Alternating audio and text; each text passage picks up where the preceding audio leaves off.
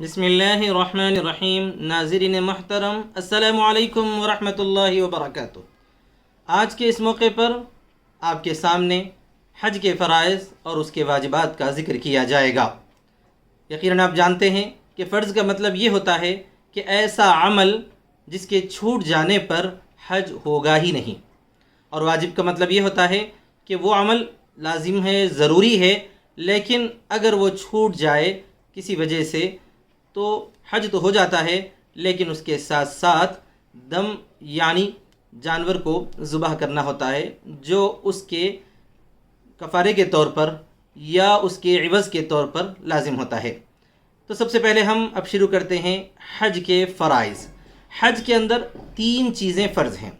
Number 1، احرام۔ احرام کے بغیر حج کا کوئی تصور ہی نہیں۔ جیسا کہ آپ کے سامنے عرض کیا گیا ہے، احرام مردوں کے لیے الگ ہے، عورتوں کے لیے الگ ہے۔ احرام صرف چادروں کا نام نہیں ہے، بلکہ اس حالت یا کیفیت کا نام ہے۔ مردوں کی یہ حالت اور کیفیت ہوتی ہے تو ان کے لیے وہ 2 چادریں بھی لازم ہوتی ہیں، ساتھ ہی ساتھ نیت کرنا اور تلبیہ پڑھنا ہوتا ہے۔ خواتین کے لیے احرام کی چادریں نہیں ہوتی، بلکہ ان کے وہی نارمل کپڑے ہوتے ہیں، اس کی تمام پابندیاں ہوتی ہیں، اسی کے ساتھ ساتھ نیت کرنا اور تلبیہ پڑھنا ہوتا ہے۔ تو سب سے پہلا فرض ہوا ہے احرام۔ احرام کے بغیر حج ہوتا ہی نہیں۔ نمبر 2، دوسرا جو فرض ہے وہ ہے وقوف عرفہ، یعنی میدان عرفہ میں ٹھہرنا، وقوف کرنا۔ وقوف کا وقت شروع ہوتا ہے زوال آفتاب سے، یعنی سورج کے ڈھلنے سے لے کر 9 ذی الحجہ کو سورج کے ڈھلنے سے لے کر اصل وقت ہے اس کا غروب آفتاب سے تھوڑا پہلے تک۔ جیسے ہی غروب آفتاب ہو گیا تو وقوف کا وقت ختم ہو جائے گا، لیکن احادیث مبارکہ کی روح سے وقوف کے عرفہ کا جو وقت ہے اس کو مزدلفہ کے رات میں بھی اللہ تبارک و تعالیٰ نے رکھا ہے۔ یعنی یہ کہ 9 ذی الحجہ گزرنے کے بعد اگر مزدلفہ میں رات گزارنے کا جو وقت ہے، اس وقت میں صبح صادق سے پہلے یعنی فجر کا وقت شروع ہونے سے پہلے بھی اگر کوئی آدمی عرفہ کے اندر آیا، تھوڑی دیر کے لیے بھی آ گیا، تو اس کا حج ہو گیا ہے۔ مشہور حدیث مبارکہ ہے، جس نے وقوف عرفہ کر لیا اس کا حج مکمل ہو گیا۔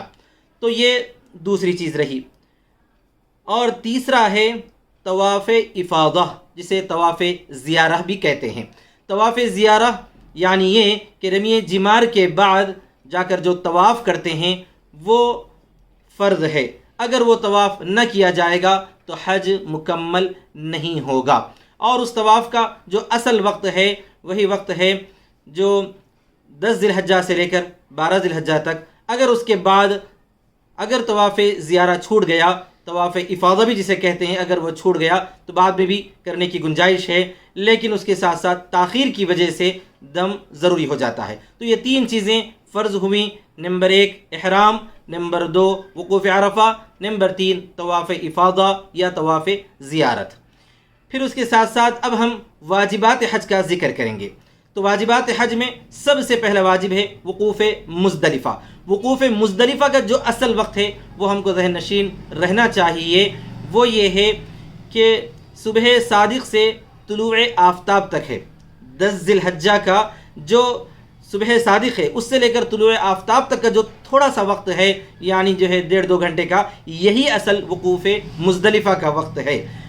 لیکن جو ہے حجاج کرام وقوف مزدلفہ میں پوری رات، یعنی یہ کہ عرفہ سے فارغ ہونے کے بعد جو رات گزارتے ہیں مزدلفہ میں آ کر، وہ پوری کی پوری رات وقوف مزدلفہ سمجھتے ہیں، لیکن جو واجب وقت ہے وہ صبح صادق سے طلوع آفتاب تک کا وقت ہے۔ اس وقت میں مزدلفہ میں ٹھہرنا ضروری ہے۔ اس سے پہلے اگر وہاں سے نکل گئے تو سمجھ لیجئے کہ ایک واجب چھوٹ گیا ہے، پھر دم لازم ہوگا۔ دوسری چیز ہے صفا و مروہ کے درمیان سعی کرنا، یعنی دوڑنا۔ صفا سے لے کر سعی شروع ہوتی ہے اور مروہ پر ختم ہوتی ہے، 7 چکر جو ہوتے ہیں، یہ بھی واجب ہے۔ تیسری چیز ہے رمی جمار، یعنی یہ کہ کنکریاں مارنا۔ اس کی تفصیلات انشاءاللہ آئے گی، لیکن یہ بھی واجب ہے۔ اس کے بعد چوتھی چیز ہے، یہ اس آدمی کے لیے ہے جو قران کرے یا تمتع کرے، یعنی یہ کہ ہدی کا جانور ذبح کرنا، جسے ہدی بھی کہتے ہیں، دم شکر بھی کہتے ہیں، اور ہم لوگ اردو بولنے والے عام طور پر اسے حج کی قربانی کہتے ہیں۔ تو یہ ایک ہی چیز ہے، اس کو آپ دم شکر بھی کہہ سکتے ہیں، ہدی کا جانور بھی کہہ سکتے ہیں، اور جو ہے قربانی، حج کی قربانی بھی کہا جا سکتا ہے۔ یہ دم شکر واجب ہے اس آدمی کے لیے جو قران کرتا ہے اور تمتع کرتا ہے۔ اس کی تفصیلات اس سے پہلے کے ویڈیو میں آپ کے سامنے رکھ دی گئی ہیں۔ اس کے بعد ہے 5واں نمبر حلق کرنا یا قصر کرانا۔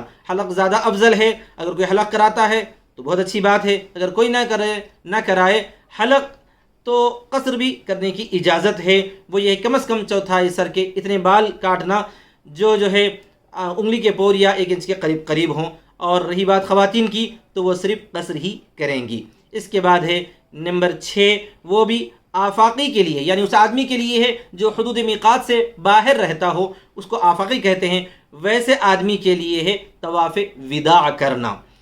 طواف وداع کا مطلب یہ کہ حج کے افعال سے مکمل طور پر فارغ ہونے کے بعد جب مکہ چھوڑ رہے ہیں اس وقت میں جا کر ایک طواف کر لے اور کر کے واپس ہو جائے، تو اسے کہتے ہیں طواف وداع۔